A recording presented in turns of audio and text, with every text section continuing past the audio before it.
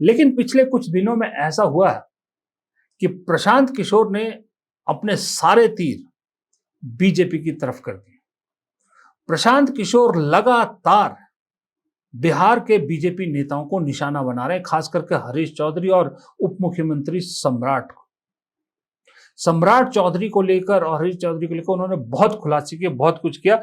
उधर से सम्राट चौधरी और हरीश चौधरी ने भी प्रशांत किशोर पर खूब हमले किए, उनकी फंडिंग को लेकर सवाल उठाए, उनकी पार्टी के पास पैसा कहां से आ रहा है। कल प्रशांत किशोर ने बाकायदा प्रेस कॉन्फ्रेंस करके हिसाब दिया लोगों को कि भाई मेरे पास कहां से पैसा आ रहा है पार्टी के पास, उन्होंने पूरा हिसाब रख दिया। लेकिन ये जो बैनर पोस्टर वॉर है ये साफ बताती है कि अब बीजेपी वर्सेस प्रशांत किशोर चीजें पहले जैसी नहीं रही, बहुत आगे बढ़ गई हैं। इसलिए प्रशांत किशोर सम्राट चौधरी को तो बाकायदा क्रिमिनल तक कहने से नहीं हिचकिचा रहे। ऐसे हत्या के अभियुक्त नहीं है।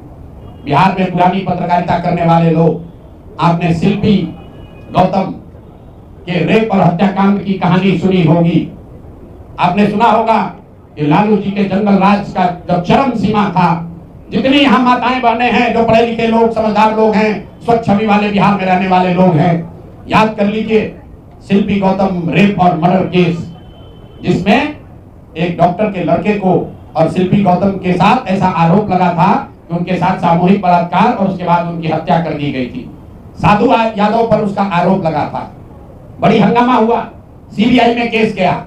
मैं आपके माध्यम से आज पूछ रहा हूं कि क्या अभी के उप मुख्यमंत्री सम्राट चौधरी उर्फ राकेश कुमार उर्फ सम्राट कुमार मौर्य उस केस में संदिग्ध अभियुक्त के तौर पर नामजद थे या नहीं थे, ये प्रेस में वो बता दें, उसके बाद हम उसका डॉक्यूमेंट आपको जारी करेंगे। इनका सीबीआई ने इनको अभियुक्त के तौर पर इनकी जांच की थी कि नहीं, उस मुकदमा में इनको नामजद संदिग्ध बनाया गया था कि नहीं, ये सीधा आपको बता रहे हैं। ये आए और ये पूरा केस तब के भाजपा के नेता सुशील कुमार मोदी जी ने उठाया था, और तब सम्राट चौधरी यही साधु यादव और राजद के गैंग के हिस्सा थे।